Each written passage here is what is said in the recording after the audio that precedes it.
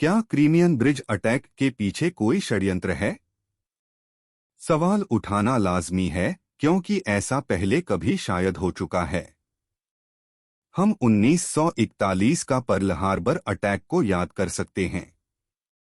एक थ्योरी हमेशा कही जाती रही है कि पर्ल हार्बर अटैक की पूरी इंटेलिजेंस उस वक्त के अमेरिकी प्रेसिडेंट को थी, फिर भी वो हमला हुआ या होने दिया।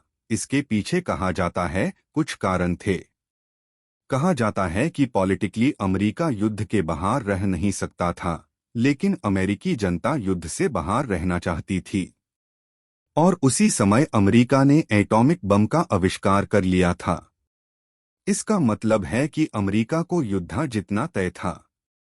आखिर पर्ल हार्बर अटैक की पूरी इंटेलिजेंस होने के बावजूद ये अटैक हुआ, और इसके बाद अमेरिकी जनता की ओर से बदले की भावना प्रबल हो गई। शायद यही अपेक्षित था। इसके बाद अमेरिका ने फुल पावर के साथ जापान पर हमला किया, और यहीं पर न रुका बल्कि जापान के हिरोशिमा नागासाकी पर एटॉमिक बम डाल दिया। आज पर्ल हार्बर अटैक क्यों याद आ रहा है? क्योंकि फिलहाल रूस की हालत कुछ मायने में अमेरिका की 1941 वाली स्थिति है, या उससे भी बहुत कठिन है। रशियन प्रेसिडेंट व्लादिमीर पुतिन के साथ जनता का सपोर्ट नहीं है। दुनिया की सहानुभूति यूक्रेन के पक्ष में है। प्रेसिडेंट व्लादिमीर पुतिन पहले ही क्राइमिया को सैन्य ताकत से कब्जा चुका है। शायद यहां व्लादिमीर पुतिन को रुक जाना था। इसी तरीके से यूक्रेन को भी कब्जाने की चाहत ने व्लादिमीर पुतिन को फंसा दिया है। आज व्लादिमीर पुतिन के पॉलिटिकल अस्तित्व का सवाल है। शायद उन्होंने निजी तौर पर खुद को अपने ही देश से बढ़कर देख रहे हैं। सब तरफ से आलोचना हो रही है। रशियन आर्मी यूक्रेन के सामने टिक नहीं पा रही है।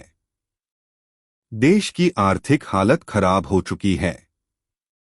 इस हालत में प्रेसिडेंट पुतिन को एक विकल्प है। शायद यह विकल्प एटॉमिक बम हो सकता है, पर इसके लिए देश का साथ होना जरूरी है, जो कि प्रेसिडेंट पुतिन को नहीं है। अभी तक यूक्रेन अपनी मातृभूमि की रक्षा हेतु लड़ रहे हैं और सीधे तौर पर रशियन शहरों पर हमला नहीं किया है, जैसे कि रूस ने बड़ी बर्बरता के साथ यूक्रेन पर किया है। आज प्रेसिडेंट पुतिन की अमेरिका की 1941 वाली कुछ स्थिति बन रही है, और प्रेसिडेंट पुतिन कोई बड़ा कारण को देश के सामने रखकर जरूर अपनी अंतिम ताकत का इस्तेमाल करेंगे।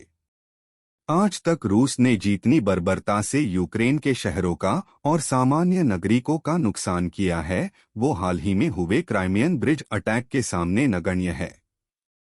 फिर भी रूस की ओर से क्राइमियन ब्रिज अटैक के जवाब में बड़े तौर पर यूक्रेनी शहरों पर हमला किया गया। सवाल उठता है कि क्राइमियन ब्रिज अटैक आखिर किसने किया या किसी ने होने दिया, क्योंकि इस बार यूक्रेन की ओर से क्राइमियन ब्रिज अटैक की जवाबदेही स्वीकार की गई नहीं है।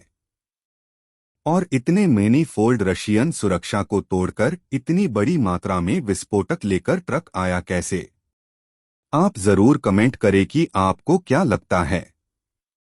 प्रेसिडेंट व्लादिमीर पुतिन को कहना चाहूंगा, जिंदगी में एक ना एक दिन मरना ही है, लेकिन इस प्यारे संसार के दुख का कारण वो न बने। मिलिट्री ताकत से केवल युद्ध जीते जाते हैं, पर राज्य नहीं किया जा सकता है। अंतर्राष्ट्रीय मंच की प्रार्थना को संदर्भ बनाकर युद्ध को रोक दे, या स्वास्थ्य का बहाना बनाकर आपने पद से इस्तीफा दे। यूक्रेन के राष्ट्रपति वोलोडिमिर ज़ेलेंस्की को कहना चाहूंगा कि पूरी ताकत के साथ एटॉमिक बम को खरीदो और जल्दी से अपने ही जमीन पर उसकी टेस्ट फायर ले, ताकि पूरे वर्ल्ड को पता चले कि अब यूक्रेन भी एटॉमिक पावर वाला देश हो गया है। यही शायद युद्ध को कंट्रोल कर सकता है और आपको रशियन एटॉमिक बम से बचा सकता है। बाकी किसी के भरोसे न रहे। अगर यूक्रेन पर रूस की ओर एटॉमिक हमला होता है, तो लगता नहीं है कि कोई इसी अंदाज में रूस को जवाब देंगे। आज यूक्रेन जिन भी देशों के भरोसे से एटॉमिक पावर खो चुका है, उन सभी ने यूक्रेन को फिर से एटॉमिक पावर देनी चाहिए। और खुले तौर पर कहना चाहिए कि यूक्रेन पर एटॉमिक बम मतलब रूस पर भी एटॉमिक बम का बदला एटॉमिक बम से ही दिया जाएंगे। यही कदम शायद इस दुनिया को बचा सकता है। कृपया आपने विचार साझा करें।